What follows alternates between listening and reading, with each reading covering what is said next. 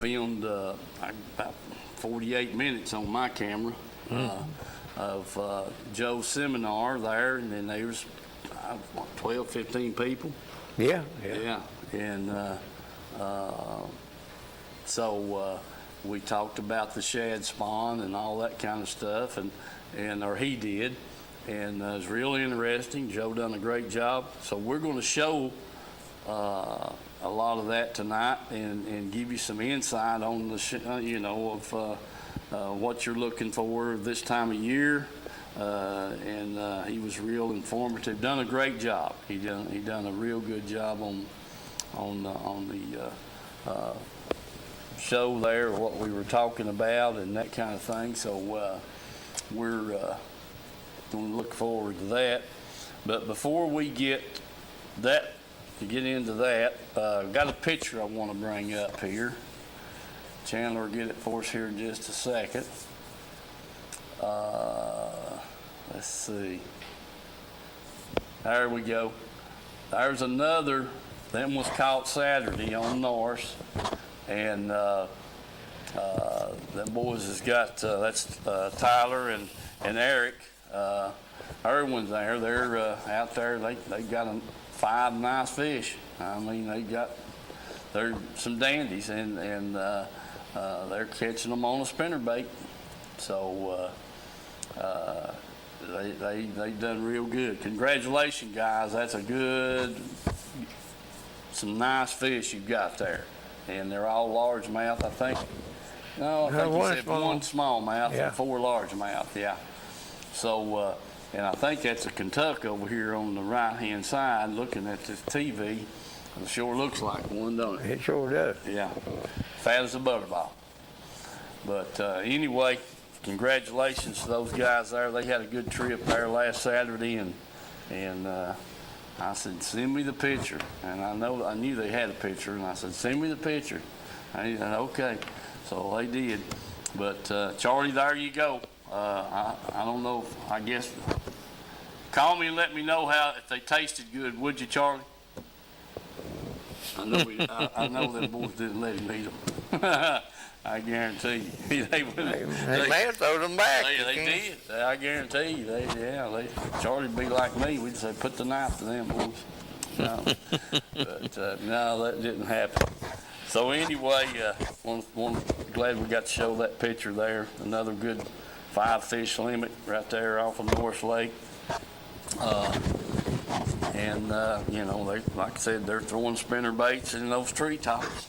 Mm-hmm. And that's there've been a lot of fish caught on the spinner bait in them treetops here in the last month. Sure have. All righty. Let's see what else we got to do, Mike. Before we go to the film here on my camera, Mike went fishing Sunday? Yeah, I got to go a little while Sunday there. Okay, tell us about it.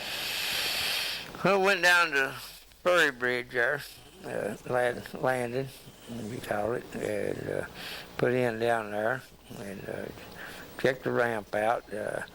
They got a few yo-yos in it. You can't drive up and down too fast on it, but it's got a rough texture to it and plenty of room, and they cut that hump off a little bit there at the top, so it ain't near as bad about backing over like it was. So they done a pretty good job on it. The only thing I got to say is the dock they put in out there ain't worth a flip. Oh, you're kidding. No. And the reason why is because the walk board that comes from the stationary end and goes out there and sits down on the dock is heavy enough to push that one end down. And it throws the other end up, and your boat comes underneath the dock. That's on the end of it. It's 4 foot out of the water on that one end. Well, that was son of a gun. Yeah. And then well, that's no good. Put some weights on it or something to level it back out. Got either more flotation under that loaded end and or weights on the high end. You got 2 choices. You have to do something. I mean, Dadgum, I hate to hear that. Yeah, when I put in, pulled the boat out there and spot locked it down, and then when I put the truck in, walked down there, bring the boat over there, and I said, dang, that's a heck of a step off over there. Yeah. I like the son of a gun. That's the only thing I can say about it. They done good on the ramp, but the dock ain't too good. No, not if it's like that, man. Anyway, I checked around. I fished in shallow all day there. Started out throwing a fluke around. Thought that might find them. The water temperature put in there 66 and get over here and it's 72 and then go up there and it's back to 69 and then in other places back to 62 again or something. And just coming and going, that water coming out of that clinch going back up to Emery there and stuff. And I went on around and got above the skimmer dike there on the spot, and it looked to me like the shad was coming through there flipping, big shad, and probably part of a spawn or something there, and had a brush pile out there on that flat, and I caught one keeper crappie and 5 little ones out of that one spot right there, about 3 foot deep and 6 foot of water there. That's the only thing I got to strike, but I did catch a stripe out there too, but that's the only thing I got a strike on was that right there in that little John Deere green chartreuse looking grub out the throwing there. Right. Yeah, that's the only thing I done. I fished a lot of different trees and stuff there, thinking that them crappie would be in there, but I didn't find any. Fished a lot out on the flats and stuff, thinking, Right. 5, 6 foot out and stuff. Not a thing. Son of a gun. Well, shucks, I hear you, Mike. It was bad. I mean, Wesley and I, we didn't do any good either. So, yeah. But, the water was 61 degrees. We was flipping jigs, pitching a jig, and dang, that jig was like an ice cube. Yeah, well, the places where I even found the warm water, it was so dingy you couldn't really see no more than about a foot deep. And, so I couldn't do much sight fishing like that. But I tried doing it in several places, but couldn't see nothing. That's the reason I started out with that fluke. Tried 2 or 3 different colors of it and stuff, and never did get even a bump on it. Yeah. Well, son of a gun. Hey, let me tell you about Reynolds Racing and Marine here, why it's on my mind. I haven't got down there to shoot any film in a while, and they got a new Express in this past week, and it's on their website. So get on there and pull that website up, and it's got the engines, the boats, everything he's got there, the props, whatever, and look it over. And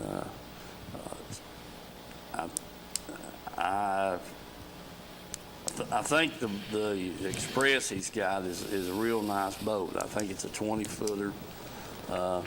So get on there and look the thing over, and on the website, and he's got everything that you can think of on there. Just scroll down till you find what you're looking for and click on it, and you're there. So just wanted to let everybody know about that. And IOUE are one of our sponsors there. Anyway, I wanted to tell you all again about this New Providence Baptist Church Men's Ministry. It'll be May the 21st, 2022 at the Canal Ramp, Fort Loudon, Tellico Lakes. Safe flight till 3 p.m. Entry fee is $50 for boat.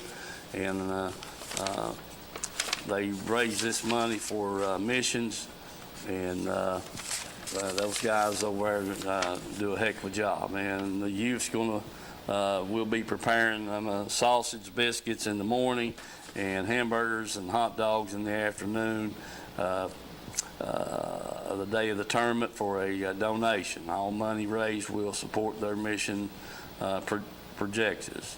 So do remember that. We'll keep reminding you of that. Hope that Mike and I can make the trip to that tournament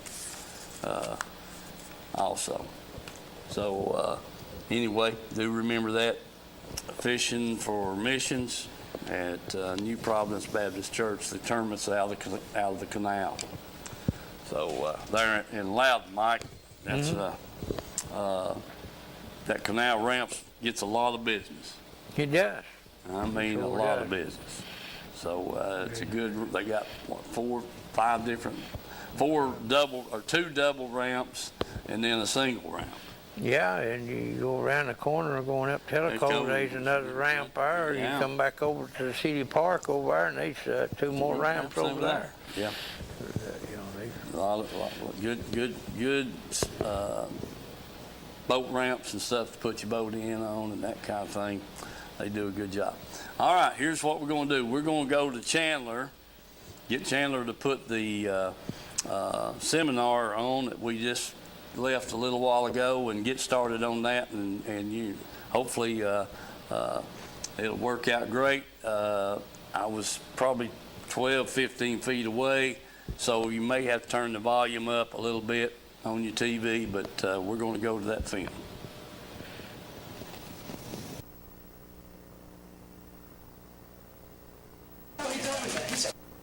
Session 4. Yeah. I appreciate you guys coming, and I've really been enjoying it. We have talked about, I don't even remember, fishing in crowds. We talked about spawn. That's what we're talking about. Yeah.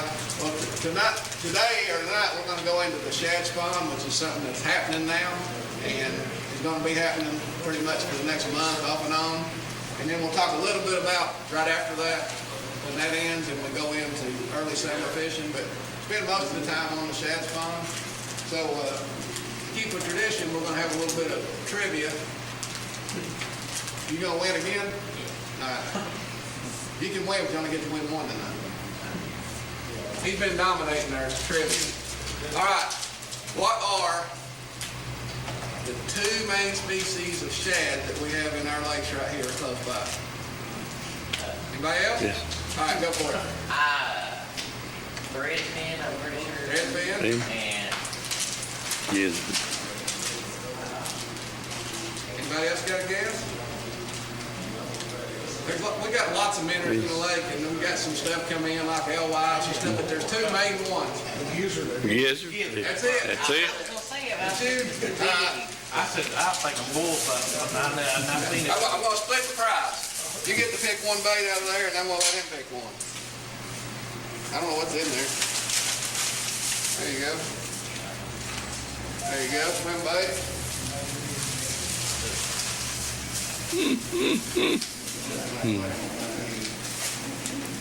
That was Jeff Parrott won the second prize. All right. All right. Next question. Now, y'all know that they've been coming, that I like to ask Bassmaster trivia. And I've been trying to get relevant. I'm hoping you guys are keeping up. There was a Bassmaster Open on Cherokee 2 weeks ago. I'm not going to make you tell me the guy's name. What country was the winner of that tournament from? Hold up. I'll give you a chance in a minute. Come on, it can only be so many countries. Somebody guess.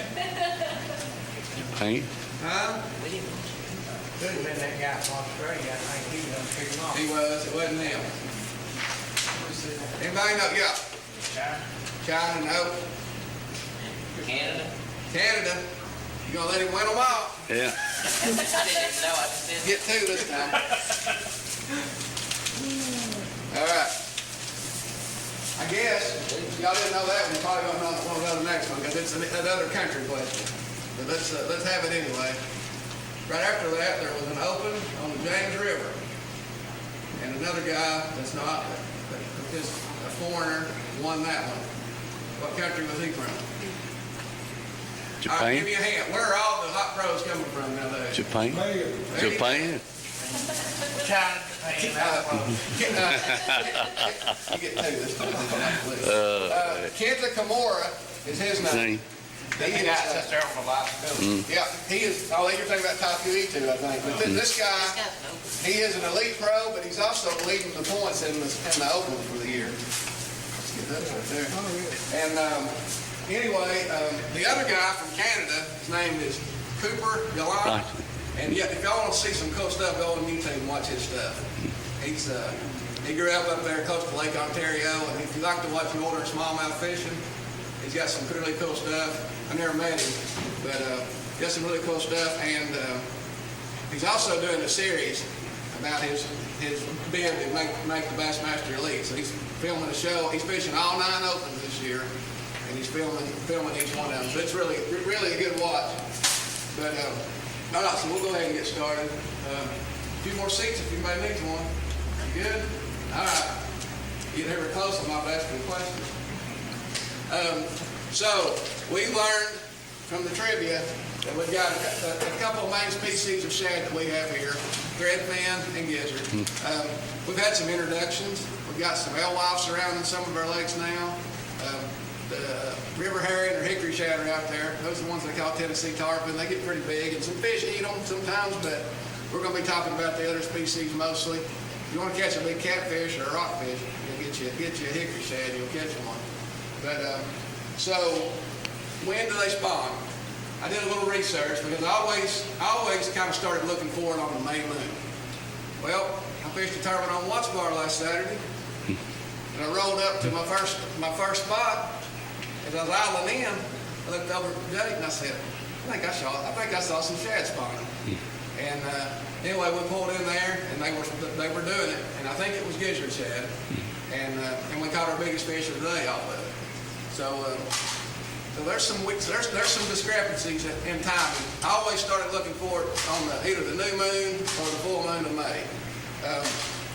The alewives are a little bit sooner sometimes. The gizzard shad. So what I found is of the 3 species, alewive, gizzard shad, threadfin. The alewives will start first, then the gizzard shad, then the threadfin. Starts around 60 degrees with the alewives and goes up to 70, 72 with the threadfin. So that's when. And like I said, late April, into May. Last week I would have said May only, but it starts earlier. And what happens is the shad it mostly happens at night. So that's, if you're not a night fisherman, and most of the tournaments we fish this time of year aren't, so to take advantage of that, you've got to do it really early in the morning. Like, if you know the shad are spawning, you want to go straight to them, because it'll be left over from the night before.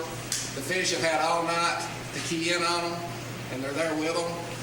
That was the issue that I ran into at Watts Bar Saturday. I think it was early in, they hadn't been doing it long, and I think the fish hadn't found them. They were spawning really good, but we only caught 1 fish out of it. I think it was just, they hadn't found them yet. I think sometimes it needs to be going for a day or 2 before they really get keyed on them. But it's one of the most fast and furious ways to catch bass that you've ever seen. When you find a bank or a dock that those shad are doing their deal on, and the bass have found them, it's just like, it's crazy. And we'll talk about how to catch them and things like that later. But everything in the lake that eats shad keys in on that. I filmed a TV show last year catching white bass that were on Shad Spawn. We were at Douglas trying to do a show on bass, and I came around the marina at the dam, and they were just going to town. I started fishing. It was all stripes in there, and we did have a great show. We got like 20 or 30 real quick and made a great show. So everything in the lake is taking advantage of that. So this is happening or getting ready to happen. That's why I wanted to do that. This talk this week is because I want you guys to know that it's going. You can go tomorrow and start looking for the shad spawn to be going on. Where does it happen at? Depends a lot on the lake you're on, and sometimes it'll happen on the main channel. Sometimes it'll happen in the creeks. You just gotta kind of go look. Rocky banks, ripraps are a really good place to look. the two main things, if I say I'm going to look for a shad spot, I'm going to check ripraps and marinas. Now, there's something about the eggs that they're mating on the move. All this stuff's happening as they go. So they need a good hard surface. So they'll spawn on riprap and they'll spawn around marinas to get them eggs on the bottom on those floating docks and stuff. So that's the kind of places you look. But it can happen anywhere. I've seen it on Norris. I've seen it happen in the flooded willows. Cherokee, you'll get you a big willow bush and they'll just be running around it.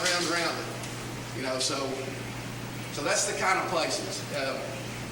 It's hard to say, do you look way back or do you look on the channel? You just got to kind of ride around and spend some time. Now that's the key too, is like I said, when we talked about where and when, but that early morning thing comes into play. This is something that happens really fast.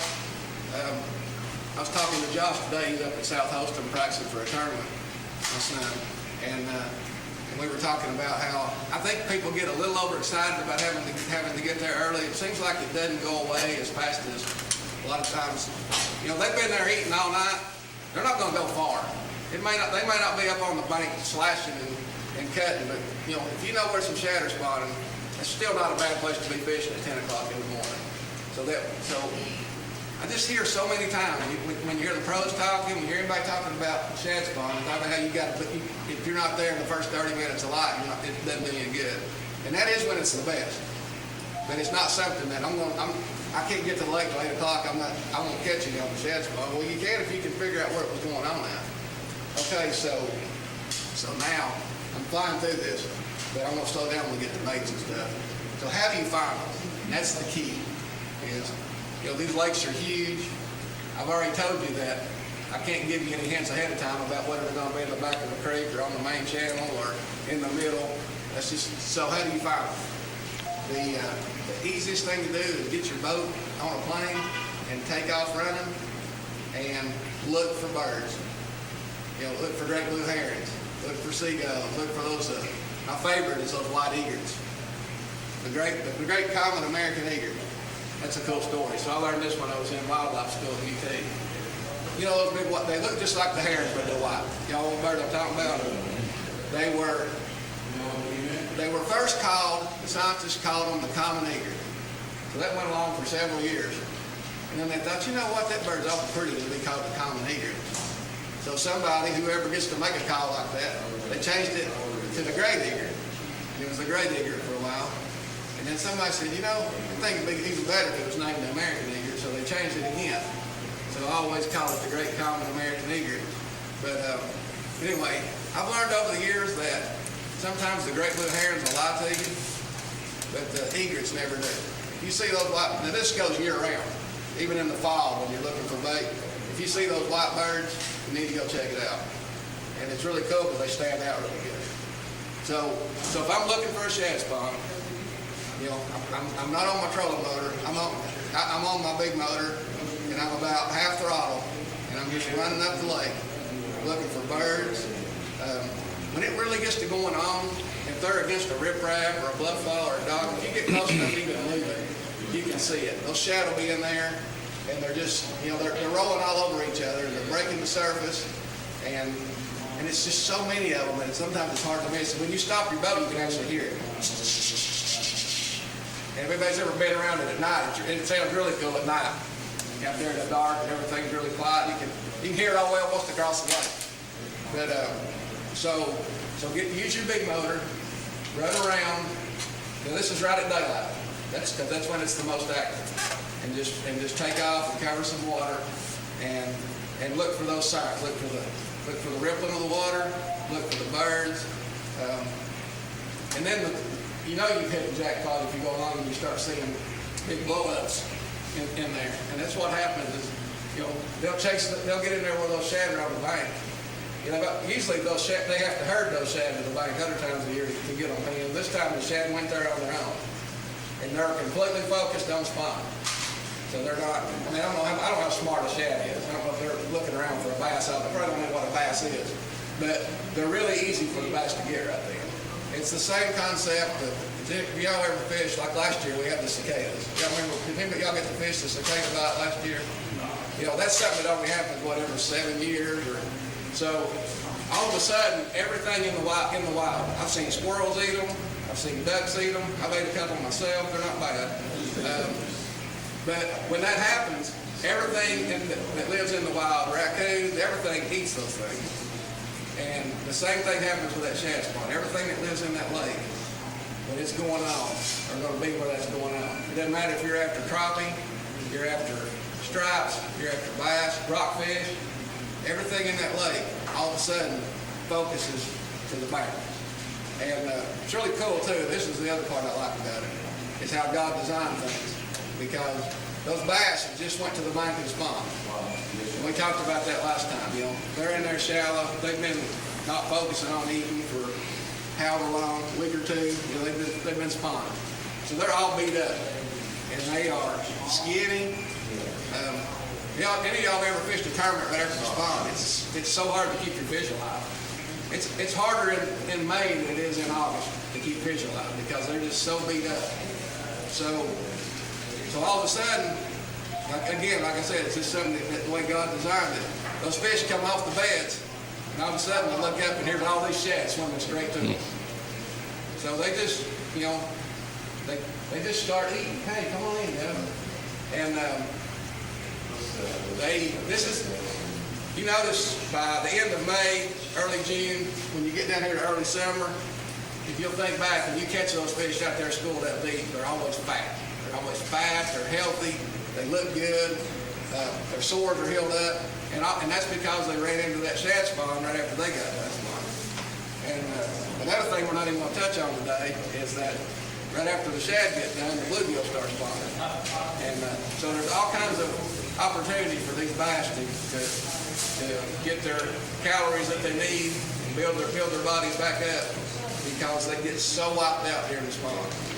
And to go back and mention that again now, if you're keeping any fish in tournaments, you know, if you're keeping fish for pictures at the other day, you got to really be careful in May. When they get through spawning, they are so beat up and so unhealthy and just poor, and when you catch one and put it in live with it, and I've looked in there 5 minutes later, the one that wasn't even hooked bad, they'd be dead. So they're just real susceptible right after that. So it's something to always keep in mind, but it's awesome that, you know, and I like to say things over and over because I just get excited about it, but, you know, just think about it. You know, you hadn't eaten a week and you're hungry, and all of a sudden you just look up and all this food's coming straight at you. So they're not going anywhere, and that's why I keep saying it. It's what you need to think about is there some fish already spawned and went back deep? Yeah, there's always fish that come in and spawn and leave. And if you like to fish 20, 30 foot deep, they're probably already out there on Douglas. I'm sure they are. They go straight back deep up there. But there's going to be a shallow bite for the next few weeks before these fish get to this early summer stage I'm talking about. And it's all going to be because of the shad spawn. So, you know, wind is now between 60 and 70 degrees. It peaks on the moons. You know, full moon or a new moon is when it peaks. It's like all spawning activity and rutting bait, everything in the wild is focused on those moons. And we talked about where ripraps, marinas, private docks, willow bushes, anything kind of hard that they can, willow bush isn't hard, but they use them. Anything, any kind of cover they can get around seems to be focused on hard stuff. I've seen them on bluff walls. You know, straight up and down bluff walls. I've seen them flying on that. One thing that happens sometimes, it happened Saturday at Watts Bar, when you get in close to where it's happening, you'll start hearing a little and look down and they'll be running up and down the side of your boat. Spawning. I mean, it's just anything they can get over against. So that's what you're looking for. You know, the next note is how to take advantage of that. And what I mean by that is how do I catch them? All right, I've got my boat at daylight. I'm running up the lake. I find all these birds standing over here. They're eating like crazy. I can see and hear the shad up there doing their thing, and there's bass blowing up now. So now what do you do? How do you catch them? So, you know, I mean, it sounds easy, and they're eating, but you want something that's going to mimic those shad. My #1 favorite way to catch them is on spinnerbait. Spinnerbait with double willow leaves You know, it meant those willow leaves are shaped like the shad, something in white, chartreuse and white, depending on the watercolor. I've got a little aside for that in a minute. But for the most part, you want to try to mimic what they're eating. You know, try to look like those shad. Alabama rings work really good. Because, I mean, they're already looking like shad spawning. You know, swim jigs. Swim jigs is a really good one. If they're back in the cover, back in those bushes like I was talking about, you'll take a chartreuse and white or a sexy shad swim jig with a white trailer and get it right in there where it's going on. Spinnerbait, swim jig, chatterbait. Chatterbait works really good. Y'all remember the classic a couple of 3 or 4 years ago? It's been longer than that, 5 years ago at Conroe. Kevin Van Dam was catching them on a jerkbait in the Shad Spawn, and he was catching them. I talked about how it still goes on even after it looks like it's over on the bank. He had took a deeper jerkbait. He was fishing the dam at Conroe, and he was out there with his jerkbait getting down in there because the fish don't want to quit eating. As those shad quit spawning, start moving out for the day. Because like I said, always remember, this all happens at night. You know, the main part of the spawn happens at night. If you're just a daytime bass fisherman, and that's what I'm talking about, then you're getting in on it at the end. But as those shad quit spawning for the day, start moving back out, and kind of follow. And that's what Kevin did that time at Conroe. He took like a deep jerkbait. Instead of throwing right up on the riprap, he was throwing out here in 6 or 8 feet of water. So there's all kinds of ways to take advantage of it. So we're matching the hatch, spinnerbaits, chatterbaits, jerkbaits. Another cool way to catch them is topwater. You know, they love like a spoon or a pop bar, something, a weight bait. Anything that you can get in there, and so get in there where it's happening. The key to choosing what you use is the cover that they're in. And I kind of touched on that a minute ago. If they're in if they're in grass, bank grass, or it's flooded like you get sometimes in Cherokee and Douglas or up north, yellow flowers that grow in the holler of the guard. You have to go to a swim jig or something. If it's on a bluff wall or a riprap, and you want to look at maybe the spinnerbait or the Alabama rig. And Alabama rig just because you got a chance of catching multiple. Well, wouldn't you? They're in there eating. Let's have all the fun we can. So depending on where they are, buzz baits work. I didn't mention buzz bait, but that's another thing. If it's in there where you can, maybe you don't feel comfortable with the chatterbait or the spinnerbait, you throw a buzz bait in there. Some people, you like topwater bites so much you're gonna do that anyway. It's a really good time to get some of the best topwater action of the year. Other things that I do is like, again, so we talked about all these things that matching the hatch. I was at Douglas one time. I was right there where that dock is at Dandridge, where that keeps the water from going into the city of Dandridge. And they were spawning, and they were blowing up everywhere. And I looked, and there was like 4 billion shad. I don't know. There were so many shad. And I had always been taught and done, matching, look like a shad. Well, I looked out there and I thought, I can't catch one if I look like a shad. How are they going to pick mine out? And I got down and got a solid chartreuse crankbait out. It was one of the Magnum Wiggle Wars. Big old shad, or not shad, chartreuse colored, huge thumping crankbait. And I threw it in there and caught a 4-pounder. So that's something to keep in mind, is that, because there's no absolutes anywhere in the wild kingdom, especially on the lake. So if it's not working, if matching the hatch with chartreuse and white, matching the hatch with topwater, all that stuff's not working, then try something, go drastic, flip it the other way, something chartreuse, something black. The other thing is, they're there, you can see them, they're not biting, you get something on the bottom in there. A worm or a jig or something. The main thing is that, and that goes against everything probably you've ever heard about the Shad Spawn, but there's fish there. If you leave and go somewhere else because you're not catching them, you ain't got no guarantee that there's fish there. But you see it, they're blowing up, and I can't catch them. Before you leave, try, I'm not saying try the whole tackle box, but I mean, try a few things. If they won't hit the spinner bait and the chatter bait and the buzz bait, and get something, get something down underneath them, drag it on the bottom, because, they're there, there's for some reason, they're not seeing your bait, they're not reacting to it. Maybe somebody was whacked on the morning before on a buzz bait, and they say, I'm not doing that again, so you always keep your mind open about trying something different. That's a key that will make you a better fisherman, is because anymore, there's people doing what I'm doing now. There's everything all over YouTube and Bassmaster Magazine and MLF online. Everybody knows all this stuff. So that's, I talked about that just a little bit in every seminar I've done, about setting yourself apart. Doing something a little bit different than everybody else is doing. There's a big shad spawn going on, and you're in a big bay, and you look around, and it happened this morning at Smith Lake. There's an open going on at Smith, and like 6 or 8 boats started on the same. They took off out of the boat basin at Smith Lake Dam. There's a big holler there. It's got a seawall on one side and the riprap of the dam on the other. Everybody started in there. So everybody's doing the same thing. So that's when you got to think, I just saw that guy go up that bank, and he was casting parallel to the bank, and he was throwing this. I mean, look around. So when you go through there, it's still going on. There's no reason to leave. The fish are still eating. So change your angle, change your lure. I mean, I'm not saying look over and see what the guy's throwing so you know what to catch him on. I'm saying see what he's throwing so you'll know what not to throw. And when you come behind somebody, be thinking about that. Get something a little different.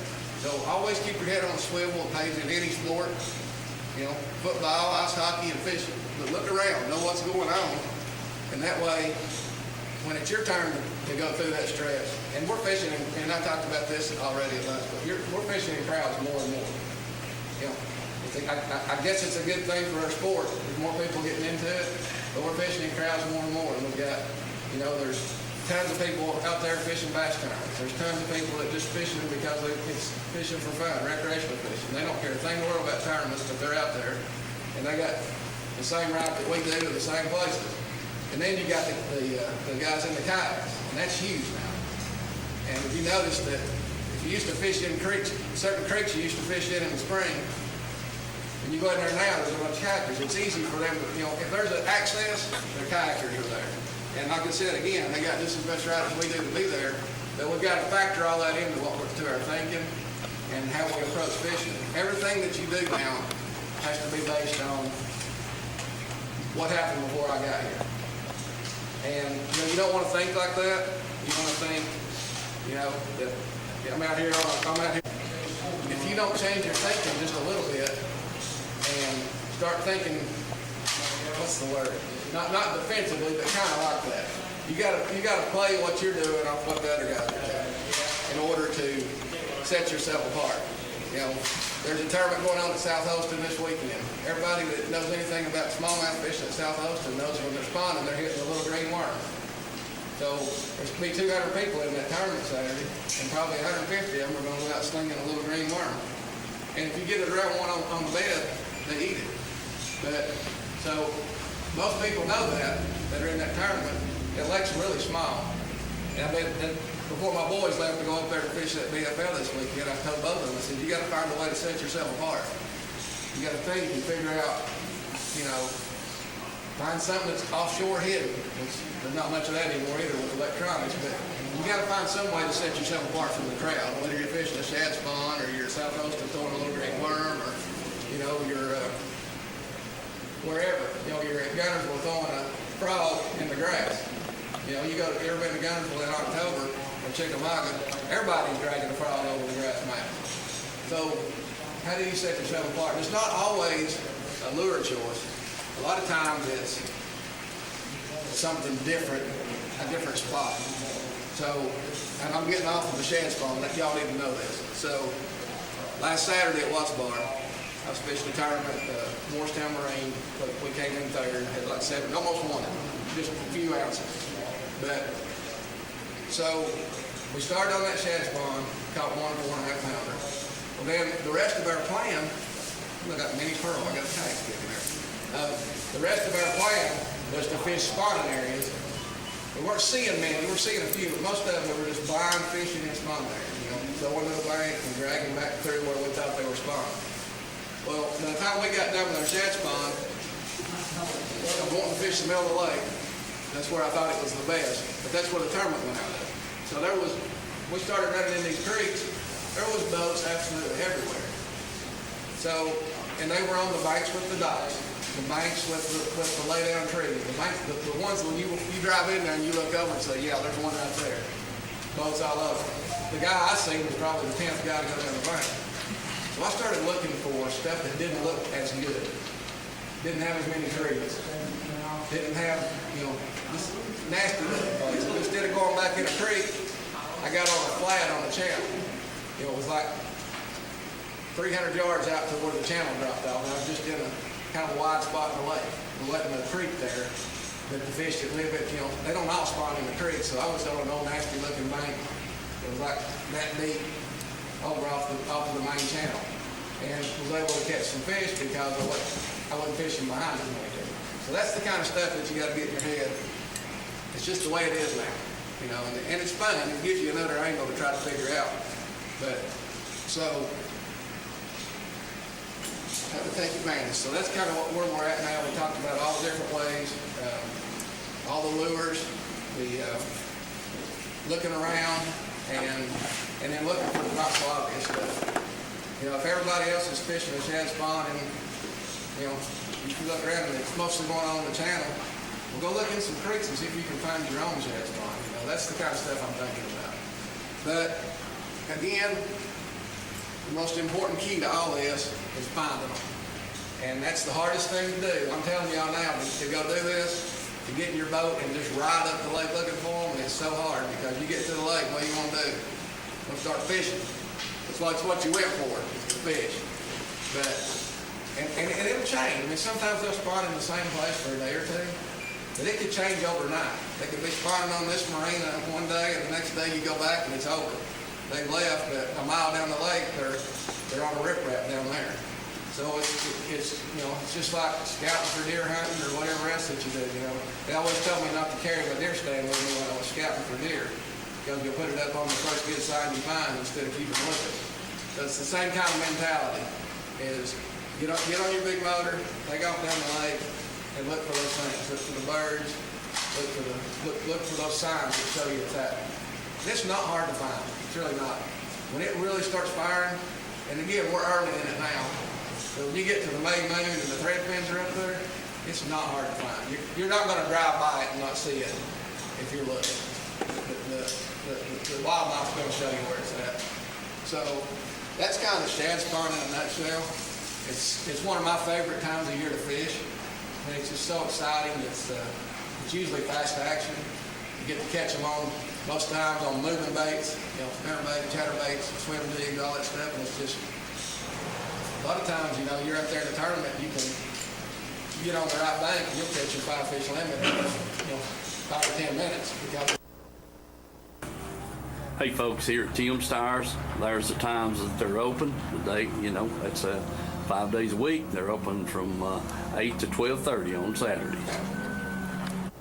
All right, folks, we're inside here in the warehouse. Just wanted to give you a quick look at all the tires and stuff they got. And here we are. There's some 4-wheeler tires, lawnmower tires, just a mixture of about any kind of tire you want. So keep that in mind. Then here we get into the light truck, automobiles, that kind of thing. So just walk through here and give you a quick look at what they've got in stock here. I mean, it's it's just, I don't know, man. They must be a couple of thousand tires in here right now, if not more. Sizes, shapes. You truckers, you know the word. This is the place to get your tires for your trucks. And these over here, getting a little bigger sizes, light trucks, heavier automobiles, this kind of thing. And as you can just see back through there, it's just, heck, I don't know, this building's probably about 300 feet, one end to the other, and they're wall to wall. Remember Tim's Tires, folks. That's down here on Highway 27 on your way into Harriman, and get the best deals they're going. So give them a call, price check, whatever you want to, and if you want a special tire that they might not have, you could. They'll definitely get it for you. Tim's Tires.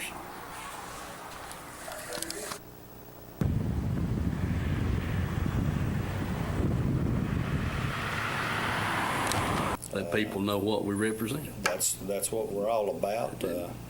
We do try to do an honest day's work for the people, and we've got operators from all over the DOE sites, TDA sites, the outside contractors. We're just about everywhere you see a heavy piece of equipment, good chance that you'll see an operating engineer on it, rather it be Barnhard. I'd like to mention them, All Crane, and all of them that's signatory to us. We have over 100 contractors that's signatory to us, so I definitely appreciate those guys all the way in Chattanooga, Kingsport, Tullahoma, throughout all the way, all the way up to Johnson City. So we do cover a big area, and just let us know if we can be any help to local contractors that come through these areas. We'll definitely send you some people. All right, David. I appreciate all those good words, and we'll get this on the air, and I want to thank you again. Thank you. All right. All right, folks, we're back. Okay, somebody call in and tell us what you think about the seminar, and we don't have much time. We didn't show it all. We'll try to get the rest of it in next week and finish it up.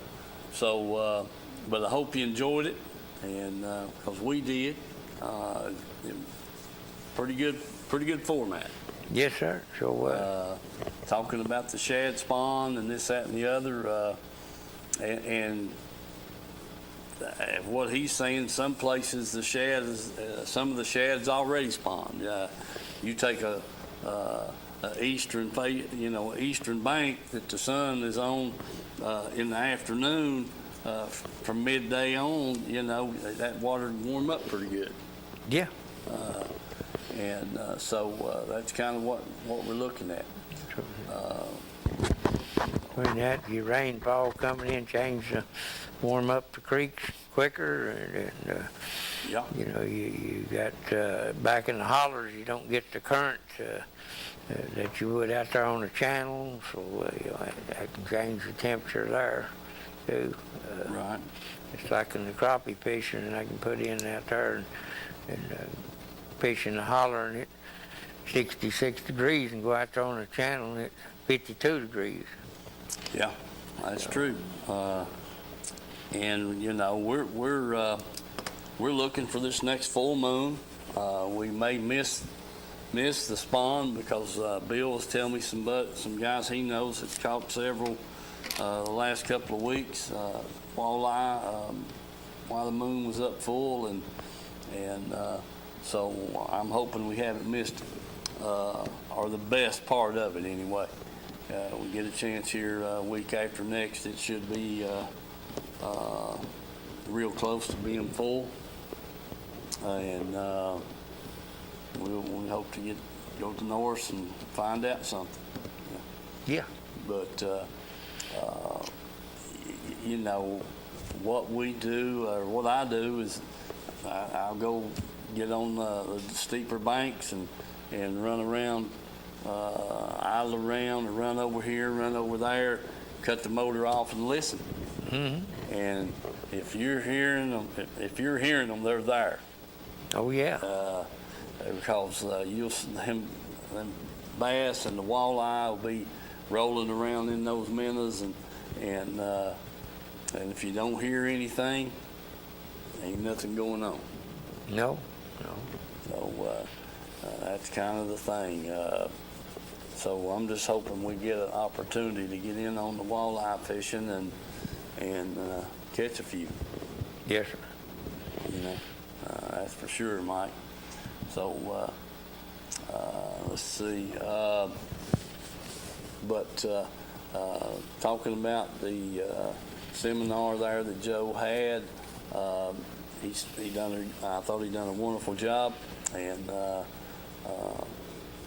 about the bait fish and what to look for, and that kind of thing. And like he said, when you've had 20 people fishing the same bank, you might want to look for something different. That's right. That's just, you take a bunch of fishermen going down, what a guy will pull off a bank and then another one will pull on it. Mm-hmm. And it's hard to get a bite. That's right. So let's see who the caller is. We'll go from there. Hello, caller. Hey, Steve. Yeah. What you doing? Well, I'm talking to you right now. What do you want to do? I'm going to call to you. I like that seminar you had there. Well, good, Charlie. I appreciate that. I thought he done a good job, and it was real interesting, about what he was talking about this spawn, the shad spawn. Right, yeah. I thought he done a super job. I'll be interested in seeing the rest of it next week. Yeah, we'll try to get the rest of it on next week, and heck, I had about 50 minutes of it, but that was all right too. Oh yeah, it was worth it, yeah. Yeah. Them boys didn't save me no fish, they'd have to turn them back loose. Well, that was something. Now, Charlie, listen, we got to come to agreement on this. Me and you, we ought to at least get a good mess of fish at least once a week. Don't you? Well, Eric did get some crappie the other day, and we tried those. Those were real good. Yeah. Well, son of a gun, every now and then them crappie ain't biting, and we'll have to get in on them bass, I guess, especially them Kentuckies. And I went to my granddaughter's T-ball game up there a while ago, and I saw another one of my neighbors, and he caught a good walleye, I think he said 23 inches long, about 4 pounds. No kidding. And he thought he was really going to get on him, he said, and he did hook one more big one, and it got off, and then he never got another bite. Son of a gun. I had to come home about 12 o'clock and go to work Monday, so. Yeah.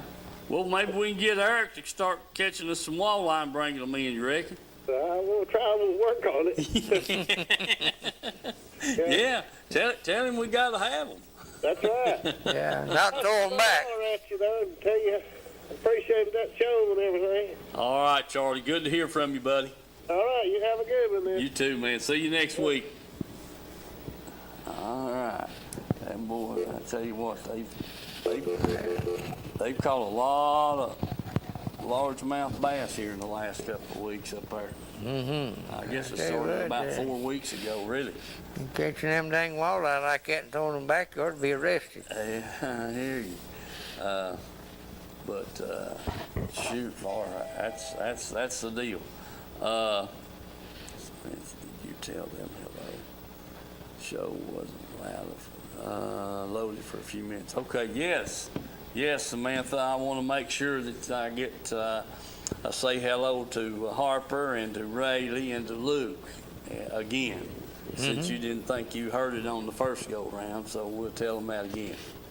And look forward to seeing you all here on the weekend. All righty, Mike, we're going to sign off. I want everybody to be safe, be careful. That was good news on the Lad Landing launch ramp, but bad news on the dock itself. Yeah, real bad. Yeah, so hopefully they'll figure out something to do with that, especially when the lake almost full, right at full pool. Make some adjustments on the dock there, and we'll be in business. So sounds good. All right, folks. God bless you all, and we'll see you next week.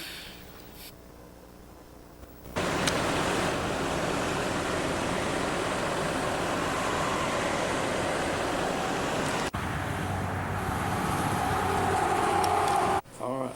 Hey, folks.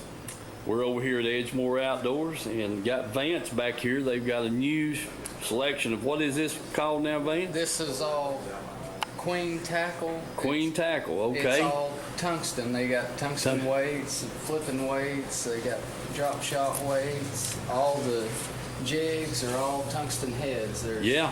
flipping jigs, football jigs. There's swim jigs down here too. That's all of it's tungsten. There's yeah. shaky heads right here. Okay, That's all we tungsten just got all stuff. this in. Well, Vance got my attention with one thing. You can take any jig. Vance, get some of the those bills. chatterbait. Now, The chatterbait bills? These aren't tungsten, but you can take this little chatterbait Yeah. here and you can make a jig or a Any swim jig, bait, swim bait, any kind of that you're head. or throwing and chatterbait. put a shaky head on it. Yep. Son of a gun. I was just wondering how long that was going to take. They've got different sizes in the blades there. There's Yeah. silver, gold, and black. Silver, gold, and black, different sizes in the blades, and like you said, you can take a white jig that you're flipping and put that dang bill on it, and you Yep. got you a chatterbait. That's right. Well, I wish me and you had thought of that. Folks, listen, do get by here, Edgemore Outdoors. Just swing around here, look at, gosh, I mean, man, the racks are hanging full of stuff, line, oil, just everything in the world here at Edgemore Outdoors. Jim and his crew would be more than glad to help you find what you need back here on on the thing. I mean, it's just I just hadn't had a chance to get over here. I've been wanting to come by and make a new film advertisement for Edgemore Outdoors, and we just thankful for their support here over the years, keeping the show going, and it's just row after row of tackle, baits, plastics, crappie stuff, catfish stuff. They've got live bait, reels, rods. I mean, it's just if you're looking for it, more than likely they have it over here. So do come by, stop in here and visit with Edgemore Outdoors, and I'm pretty sure you'll be satisfied, and they can help you find what you need. Okay. Hey folks, I'm here at Reynolds Racing and Marine, 620 Ray Street here in Kingston. Got Mr. Glenn Reynolds here with us. Glenn, tell us about this beautiful Bullet boat sitting here. Okay, this is the latest deal. It's called SST. It's 21 foot long. Has a lot of key features inside. It's got three coolers, so you keep your beverages plenty cool. Got a little wider front end up front. And it's got the recessed foot pedal for the new Spotlight trolling motors that I'm going to try to sell Steve one. Yes, sir. And it's a pretty silver and red. Boy, it's beautiful. It really Got is. the new 250R. 250R on that thing, folks. Man, this thing looks sharp. That's just one boat. Of course, we got it in the background here. Yeah. We've got several side-by-sides. Oh, yes. Yes. And then... oh, there's the big 5 seat.